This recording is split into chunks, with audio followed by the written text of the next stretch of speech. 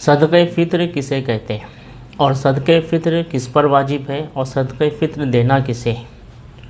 تو آج میری گفتگو انہی 3 چیزوں پہ ہوگی۔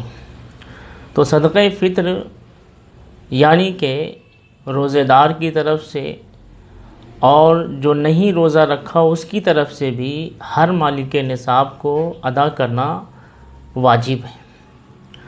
جیسا کہ نبی اکرم صلی اللہ تعالی علیہ وسلم نے ارشاد فرمایا کہ صدقہ فطر ادا کرو تاکہ تمہارے روزے میں جو فحش یا کچھ ایسی چیزیں شامل ہو گئی ہو جسے نہیں ہونا چاہیے تھا، تو جب تم صدقہ فطر ادا کرو گے تو روزہ اس سے پاک ہو جائے گا۔ مثلا روزہ رکھ کے کسی نے فحش گوئی کی، کسی نے چغلی کی، کسی نے غیبت کی، یہ ساری چیزیں غیر روزے میں بھی منع ہے اور روزے میں تو بدرجہ اولیٰ ہے منع۔ تو لہٰذا اگر ہم سے کوئی بےہودگی یا ایسی کوئی حرکت ہو گئی ہو جو منافی اخلاق ہے اور جو روزے کو مکروہ کرنے والی ہے یا روزے کے ثواب کو کم کرنے والی ہے، تو صدقہ فطر ادا کرنے سے روزہ پاک ہو جاتا ہے۔ تو نبی اکرم صلی اللہ تعالی وسلم نے ہم پر صدقہ فطر کو واجب فرمایا ہے۔ تو صدقہ فطر ہر مالک نصاب پر اس کی طرف سے اور اس کی نابالغ اولاد کی طرف سے ادا کرنا ضروری ہے۔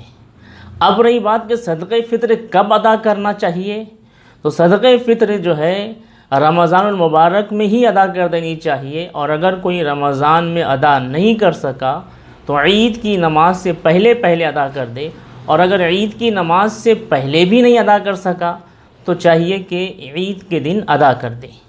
ہر مالک نصاب پر اس کی طرف سے اور اس کے نابالغ اولاد کی طرف سے صدقہ فطر دینا واجب ہے۔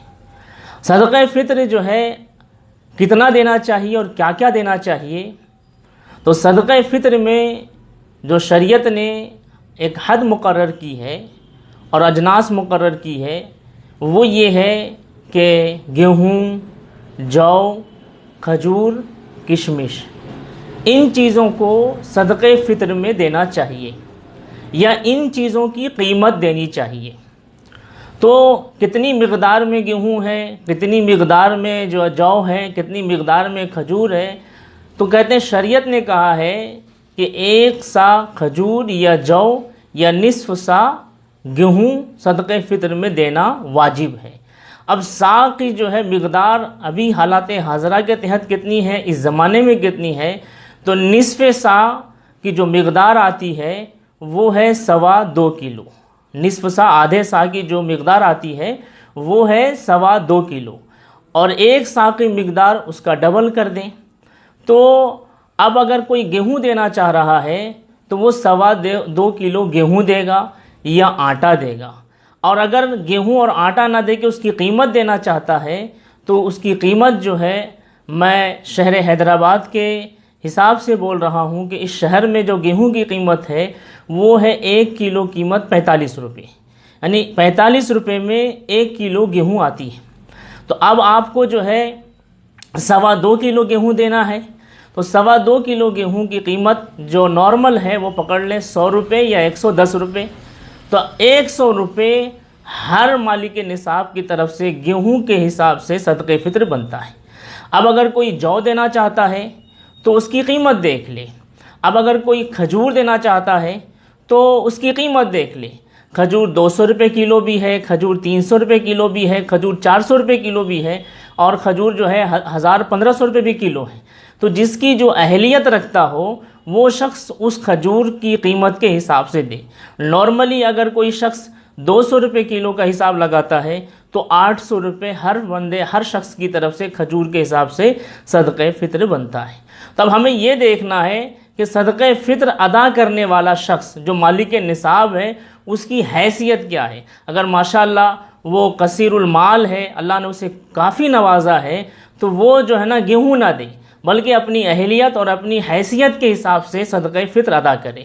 اور صدقہ فطر کی جو ہے ہم پر واجب کرنے کی اصل وجہ کئی ہے، وجہ ان میں سے ایک یہ کہ روزے کو پاک کر دیتا ہے، روزے میں جو کمی رہ گئی ہو، روزہ جو مکمل نہیں ہوا ہو، اس چیز کو پورا کرنے کے لیے صدقہ فطر ادا کیا جاتا ہے۔ اب اس کے بعد صدقہ فطر کے ادا کرنے کی ایک وجہ یہ بھی ہے کہ ہماری خوشی میں جو مالک نصاب ہے، جو مالک ثروت ہے، جو دولت والے ہیں، ان کی خوشی میں غربا و مساکین کو بھی شامل کر لیا جائے۔ جب ہم صدقہ فطر ادا کریں گے تو ہمارے صدقہ فطر ادا کرنے کی وجہ سے غریب اور مسکین کو بھی جو ہے عید کے دن خوشی حاصل ہوگی کہ وہ صدقہ فطر کے ذریعے سے اپنے اہل و عیال کے لیے بھی خوشی کے اشیاء کا انتظام کریں گے۔ تو لہٰذا صدقہ فطر ہم اس حیثیت سے ادا کریں جو ہماری حیثیت ہو۔ اگر ہم گیہوں دینے کی حیثیت سے ہیں تو اس کی قیمت دیں، اور میری طرف سے عرض یہ ہے کہ گیہوں، کھجور، یہ سب چیز دینے کے بجائے آپ پیسہ دے دیں، کیونکہ اس زمانے میں اس وقت ہر شخص کو پیسے کی ضرورت ہے۔ جب ہم ان چیزوں کی قیمت لگا کے دے دیں گے تو وہ صاحب جن کو دیا جائے گا وہ اس پیسے سے اپنی ضرورت کو پوری کریں گے۔ تو لہٰذا صدقہ فطر پھر سے میں عرض کرتا ہوں کن کو دینا ہے؟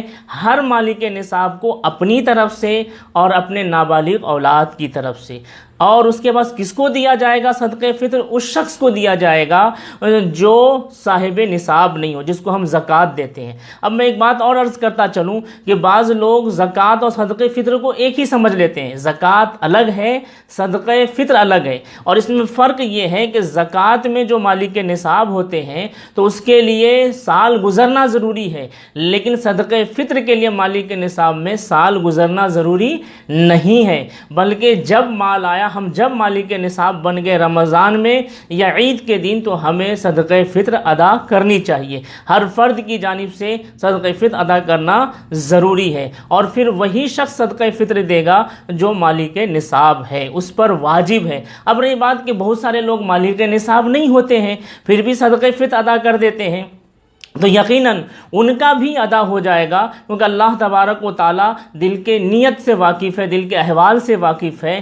بندے کے پاس نہیں ہے، مالک کے نصاب نہیں ہے وہ، پھر بھی وہ 100 روپے یا 200 روپے اپنی طرف سے، اپنے اہل و عیال کی طرف سے صدقہ فطر کی نیت کر کے دیتا ہے، تو یقیناً اللہ تبارک و تعالیٰ اس کا بھی ثواب اسے عطا فرمانے والا ہے۔ تو ہمیں کب ادا کرنا ہے؟ جیسا کہ حدیث پاک میں آتا ہے کہ صحابہ کرام رمضان میں عید سے 1-2 دن پہلے ہی صدقہ فطر ادا کر دیا کرتے تھے۔ تو یہ صحابہ کی سنت بھی ہوگی کہ ہم رمضان المبارک میں عید کے پہلے ہی صدقہ فطر ادا کر دیں۔ اب اگر کوئی شخص بھول گیا، نہیں ادا کر سکا، تو عید کی نماز سے پہلے ادا کر دے، اور اگر عید کی نماز سے پہلے بھی ادا نہ کر سکا ہو تو عید کے دن ضرور ادا کرے، اور اس سے جو ہے ہمیں اللہ تبارک و تعالیٰ کثیر ثواب عطا فرمانے والا ہے۔ السلام علیکم ورحمۃ اللہ وبرکاتہ۔